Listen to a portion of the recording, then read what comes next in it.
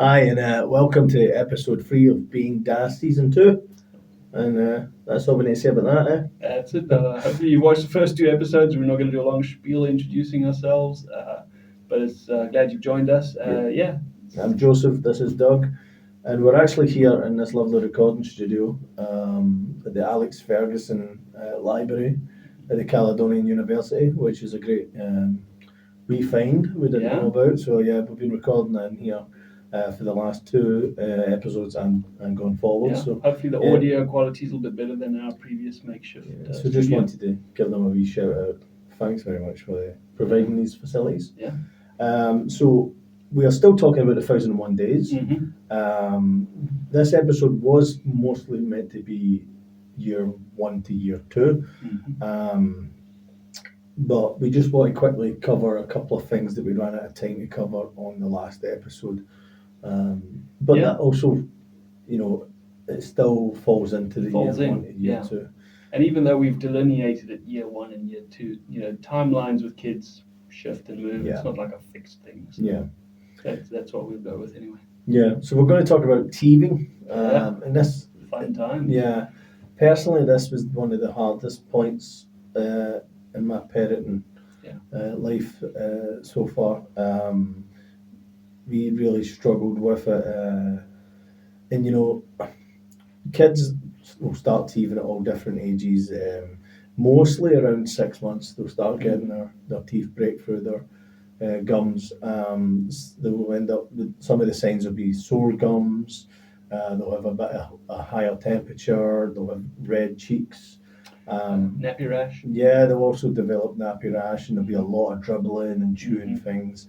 And sometimes it's really hard to just relax them. And you can buy gels for the gums and stuff like that, but it's a mixed hit rate on that. Yeah. I was talking to a dad the other day who said we put the gel on nothing. Yeah, I mean that was one of the hardest parts, and it can end up with diarrhea. Yeah. Just because the kids are swallowing so much of their saliva, and like Doug said, nappy rash. Nappy rash, if you do develop nappy rash, is very painful for the baby. So it's good to get some sort of cream or treatment for that. You can go to the Minor Elements or your pharmacy and get some treatment for it. But also breast milk, if you're breastfeeding. Breastfeeding helps with nappy rash. And a wee old boy's trick, should we say? Hopefully not a tale, hopefully a trick. Yeah, we use this. It did work for nappy rash. Is you get 2 egg whites and separate them from the egg yolks, put the whites in a bowl, whisk them up to their froth, and then just apply that, and it acts like a barrier. And it's also, if you keep your eggs in your fridge, it's quite cool as well, so it soothes the baby as well, or toddler. Yeah. Good. I think with teething as well, it's there's not a cycle and there's no order that they're coming. Unique to each child, and sometimes you'll just go through a period where one will come through and you think, okay, one's through, and another one will start, and then 2 will come at a time, and it's just not, there's no rhyme or reason to it. It just happens. And but like you said, when they're crying, when they're in that pain, there's very little you can do for them. And that can be really challenging. Yeah, because you're like, oh, they're hungry, or they need their bum changed, and nothing's working. Just comfort them as best we can. And if you've gotten to that period, maybe at that point you're thinking, all right, we've got a handle on things. All right, it's good teething. How bad can it be? And then it hits, and it's like, oh, okay. And this is really, we've just started maybe hopefully getting a sleep rhythm going again. Now teething hits, and it's disruptive. But disruptive is kind of what kids do, and it's just part of the growing experience. Yeah, and by the time the kids are free, most kids should have a full set of 20 teeth by that time. So yeah, it can take quite a while for all of them to come in. Yeah. And then, of course, when the teeth start coming out much later, then you're out of pocket. Some other reason, tooth fairy. The tooth fairy will come by. So it's difficult at the beginning and it's difficult at the end. But it just can be a time where it can play strain on yourself, especially if you've had a difficult first 6 months, if you've really you've struggled, depending where your mental health is, then all of a sudden this comes along and there's, like I say, no rhyme or reason. So you can't plan, you can't think, well, this will be over in a week because another one might be on its way. So, and it can just be quite challenging for mum and dad. Yeah. Moving on from teething though, we're going to talk about the second year. So the terrible twos. The terrible twos. And something sort of arches over all of this is the attachment and bonding element. So if you've read the literature, maybe you haven't, attachment, children attach to the parent and parents bond with the child. Some literature uses it interchangeably, but it's very much child attaching to the parents and us bonding with our child. And this is an ongoing thing. And one of the challenges with that is that it often seems like mom has a head start. Not in all cases. Sometimes if mom's been struggling with her mental health, if there's been depression, perinatal depression, maybe even psychosis, sometimes the bonding can be affected. If you've been struggling with that, there are ways. Don't think, well, I failed, it's not worked, it's the end of everything, is terrible. You have time, you have opportunity to be with your child and to grow and to develop that. And at Home Start, we've got a number of tools that we can use. We've got video tools where you can see yourself playing with your child and how the child is looking to you, because sometimes as parents we don't always see these things, and it takes someone else to point them out. So it's a key phase. It's one of these things that from in the womb is when the bonding begins, and the attachment for the child, obviously once they can see you, but it does begin again in the womb, but it accelerates once they're born, obviously. And that can be fraught because it might seem your partner is just streets ahead, but she's been carrying this child, so there is essentially this stronger bond already. And sometimes as a dad you might feel you don't get a look in, and oftentimes kids want to be with their moms, and mom's feeding the kid most likely, so you sometimes feel left on the outside, and will I ever have the same relationship? Will this kid ever like me? And if you're tending to those questions, just be present. The kids tend to always go to mom, like when they're in need, mom's there.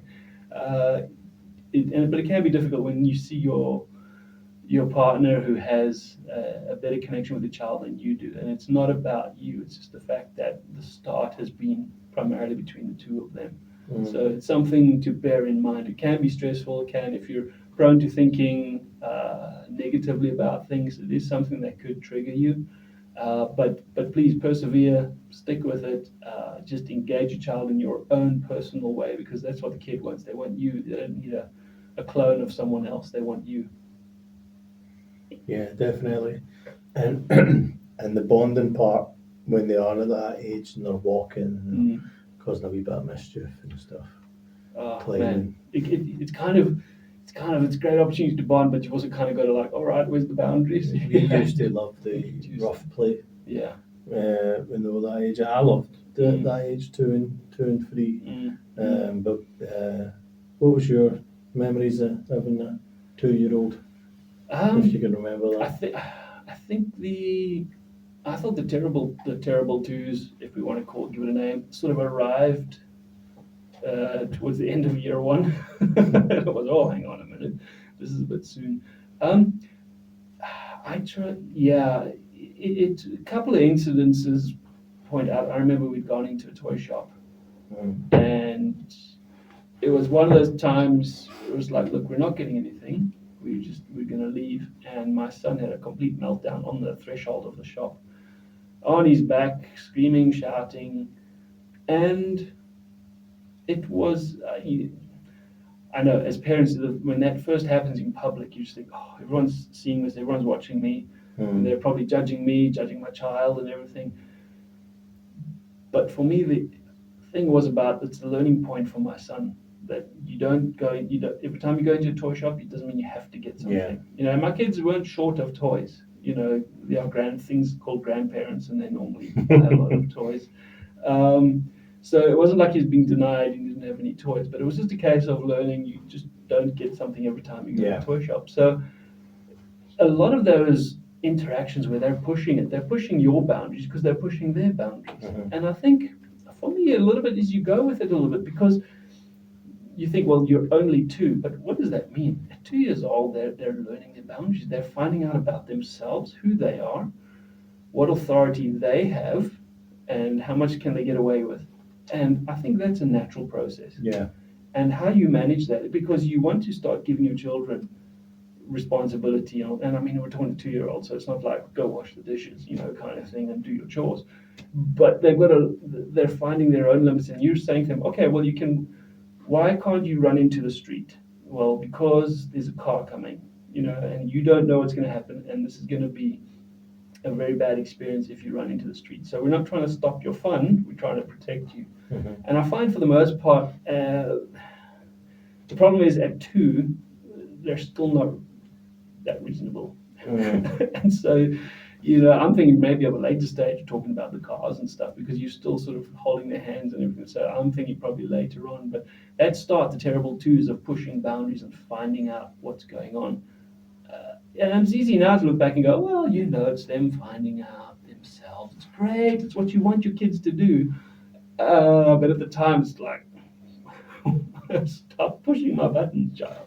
Yeah, I mean, I think everybody gets that, don't they? Yeah. For a period of time anyway. Yeah. When the kids just learning about themselves, learning what they can get away with. I think you prolong the period by butting heads and pushing back. Your primary role is to make sure the child's safe, number one. But if they're asking questions and if this is their way of finding their own authority, I think it's a good process. Some people would say, no, you must establish your authority as a parent and stop them. And what do we want at the end of the day? I don't want a 2-year-old in a 20-year-old's body, do I? I want a 20-year-old in a 20-year-old's body and making hopefully good decisions when they're 20. Yeah. Because I made perfect decisions when I was 20. I bet you did. Absolutely. So we've got down I'm trying to remember terrible 2s. I know I enjoyed it, but it's all kind of blurred into like 2, 3, 4. Same. So it's hard trying to pick an actual point in time. But yeah, the 2s, what I would say to dads, enjoy that time. Kids at that age, 2 and 3, are so much fun. They are. Absolutely. Dad could be their hero. You could be a knight one day, and you can be a wrestler the next, or a space, an astronaut, whatever. You can do the funniest, silliest things in the world. And what's so good is that it doesn't matter who sees you do it. And they see you doing it with a 2-year-old. It's like, it's fine that a complete adult male is doing what he's doing. Everything's fun when you're 2. Yeah. A swing park's like an amusement park. You can have fun with a pebble beach, just anywhere, reading a story in silly voices. They just ball themselves laughing with it. I think for me and how I was doing at the time, so the traumatic birth with my first child, and by the time he was 2, we had our second already. It was a case of, I don't know, I'm really cautious to say, progress and measuring it and getting, he's getting there, but you see how they change from that little ball of babiness, if you will, to this 2-year-old that can talk back, can walk, can do anything they like, really. It was kind of like, you kind of see where they're going, who they're becoming, who they are, and that was exciting for me, and that sort of did me a lot of good. Because they've also got their first likes, didn't they, at that age, and their first dislikes, really. Yes, and normally quite firmly set. Yeah, they'll let you know, I'm not eating that. No chance.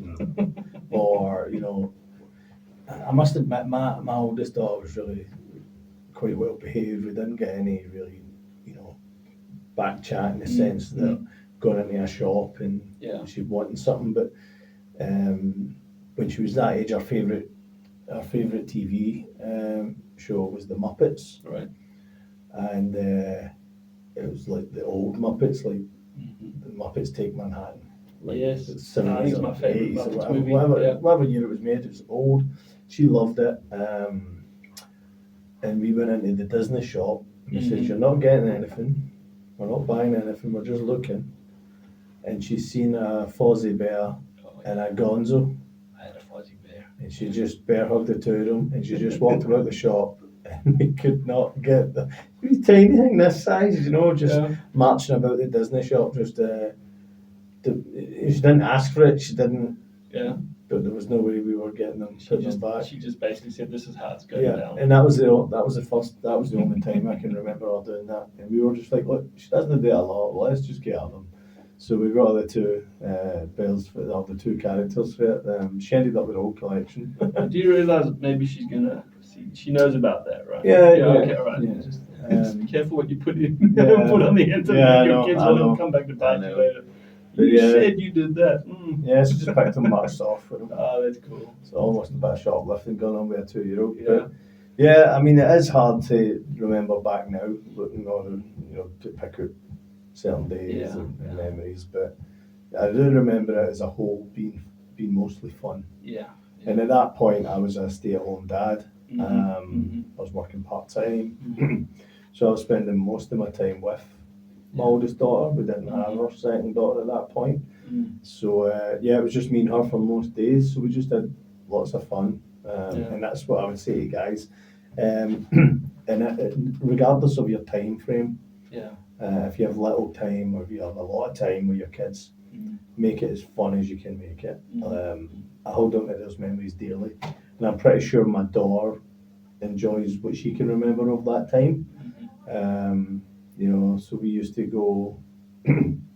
We would put all the mattresses in the bed and in the living room and just roll about and play. It was so much fun. So make the most of the time regardless of what time it is. So it goes by so quickly, and I think kids, you don't have to provide the world for them. No, it's just your time and a bit of ingenuity and a bit of fun. And what do you find fun? A bit of imagination. Yeah, and that's all you need. Do everything. It's amazing what you can do with a stick. You can do so much, and I think part of that exploration, and that's a way of saying to a child, "I value you." And it's not I can buy you lots of cool things, or we've got to be very careful about thinking we can do that. Yeah, we can't do that. It is your time. I think a good friend of mine, if I've said this before on the podcast, but he said to me, there's only one way you spell love, and that is Time. And that's been a challenge for me because sometimes I've not really followed that. So that for me has been a challenge to get right. But when I invest the time in them, there's nothing better I can invest in. It's you see them grow, you see them develop, you see them being secure, and that is that they know they can come to you and talk to you. It's obviously a much longer, further down the path, but that doesn't just kick in when they're 7 or 8 or become a teenager. And I think that's one of the key things we want to get across is that this starts early on. And I also want to at the same time say that if you don't manage to do that early on, for whatever reason, and maybe because of where your mental health might be, maybe where you are at as a person, it's never too late to start. It's never too late to start. I think too often we say, well, I got it wrong initially, so forget it all. I'm done. I'm out. No. Stick with it. And I think dads that I know often ask themselves, how well am I doing as a parent? Yeah. And we often compare ourselves to other dads that we see or dads that we know, or our own dad or uncles or grandpas or whatever. We're always comparing, asking ourselves how well we're doing.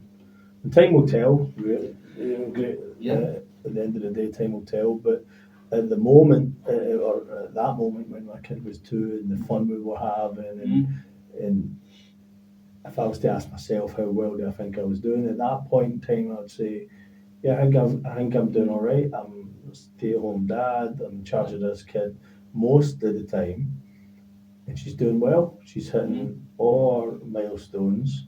She's a funny wee 2-year-old who's was doing remarkable at that time. She's still doing amazing now, but if I was a dad and I was a new dad and maybe listening to this podcast, and you may be wondering, I wonder how well I'll do, and it's like Doug said, if you put the time in, you will be doing amazing. And I understand time can be limited for people, but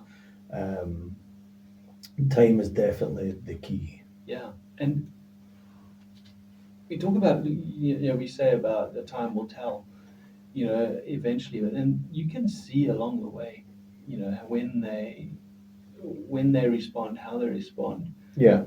I think for me as a parent, is always the hardest time is when you don't know what to do. Yeah. And that's quite often. Or you do something and the result's not what you wanted. And it's constant. You're constantly learning. Like for instance, I've never raised a 10-year-old before, so this is my first time trying to raise a 10-year-old. Yeah.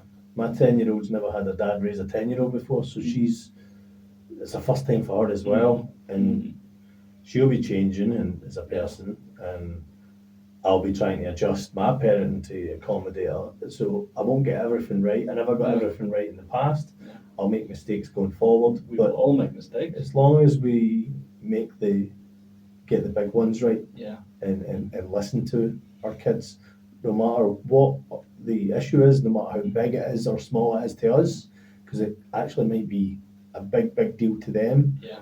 And if we don't listen to what's a big deal to them now, they won't tell us what's the big deal to them when they're older. When when we can see it as a big deal, they'll be like, "Oh, my dad didn't care when it was a big deal to me about this." Whatever it may be. Yeah, exactly. So, I think that's an important thing. An analogy I like, and we came across it yesterday again in some training we were doing with We Minds Matter, and. Yeah, I like remember that one as well. Like the one you go with it. Well, assuming we're talking about the same one, the one where she says there's no real textbook for children anymore. There's hundreds of books on parenting, but there's no real textbook for children because your child is the textbook, and you just learn from them. I had a similar analogy with dads. You don't get a manual to say this is what you do A, B, and C, and then do it at that point, and that's how it works. But it's by actually engaging with your kid and like, okay, forget what someone else thinks is the manual. What do we need? What do we do? And that's But it's the child. It's nothing else. It's not. You're not trying to overlay a set of rules or a set of things you should do with them. It's like, what are we doing? What are you and I going to do? Yeah. I think that's a good one. I think that is because I think for me a lot of the stress I feel and something that challenges me in my mental health is, am I doing the right thing for my kids? Am I doing? Am I? And you sometimes do ask yourself that quite frequently, quite often. And not to the point of. Now, I think getting this, not to the point of debilitating. I don't sit there and I'm all, I don't know what to do anymore. And we might get to that point, but oftentimes we can sit and think about it too much, and we ruminate, and it goes round and around in our heads. And the simple thing is engage with the child. Go do something. And 5 minutes of something. And you get to learn, you get to see, and whereas they maybe don't articulate it for you, or they don't want to talk about things, you'll very much see it in them. You'll see the response in them, and I think it's a challenge. And it's for me, often things are just in my head, and I'm thinking about them very theoretical. And for me, actually doing the practical has always been a challenge in my life. The more I've gone towards just starting with the practical, it solves all the other issues, or most of the other issues. Yeah. And that brings me sort of a calm and a peace that I haven't had before. Yeah, with the group that I run, I often get asked, "Oh, what's the activities? What activities do you do at the group?" And we do different activities. They can range for a whole catalogue of ideas. But the activities aren't really that important. the kids don't see the activities as the main point of the group. I mean, the dads might want to be like, what's the activity? And we've got a couple of kids that will ask what the activity is. Yeah. But in the grand scheme of things, the kids just want to spend time with their dad. The activity is secondary, really. So I could pick anything. And as long as they're with their dad, they'll be happy to come along and they'll enjoy it. It's just the bonding and the company. And it's a great play, learning through play is a great way for kids to obviously learn, but it's a great way for them to bond with their dad. It's a great way for dads to learn about their kid. So scientifically it's been shown that there is neural synchrony, to use the big term. I'm not going to pretend I know what that all means, but neural synchrony between father and child, son or daughter, and when they have something that's task or goal oriented. And like you say, it doesn't matter what it is. It doesn't have to be ball games or have to be art or whatever.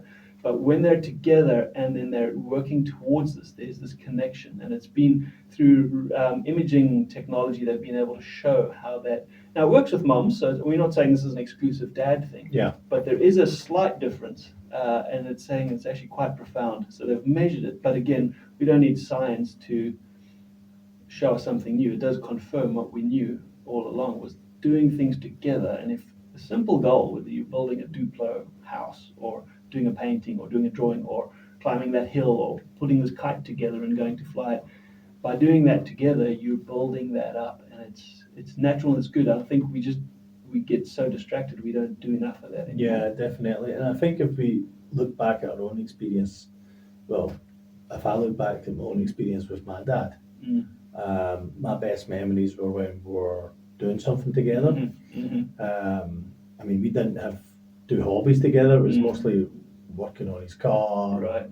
Yeah. or going with him to some building site, sitting in a truck. But I loved all that stuff. And again, like we were saying, it didn't matter what we were doing, just to be spending time with him. I was content. I was happy. Yeah.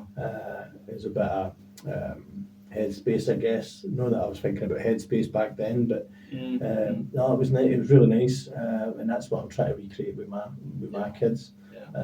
Just that bonding through that time with dad is important. It's so often we think, oh well, it's when they get older and we need to intervene and be a bit more authoritarian, which is a model I'm hoping we're moving away from. But we're with our kids, we grow with them, they grow with us, and I learn a lot from my kids. I learn a lot about myself. Yeah, definitely.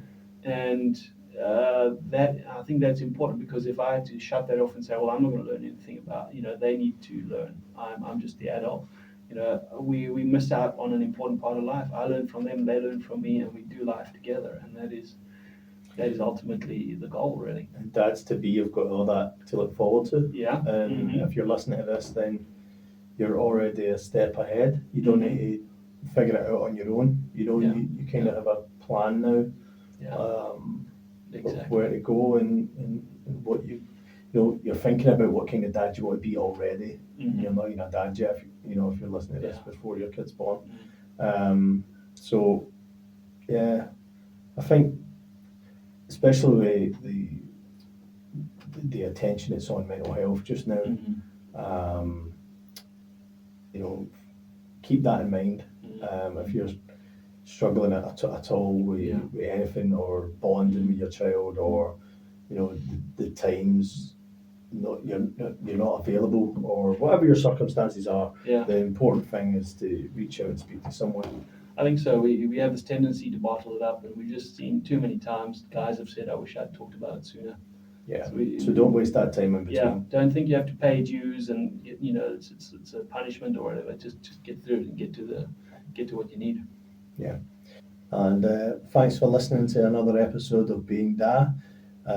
It's goodbye from myself, Joseph. From myself, Doug. And this is a podcast brought to you by Homestart Glasgow South.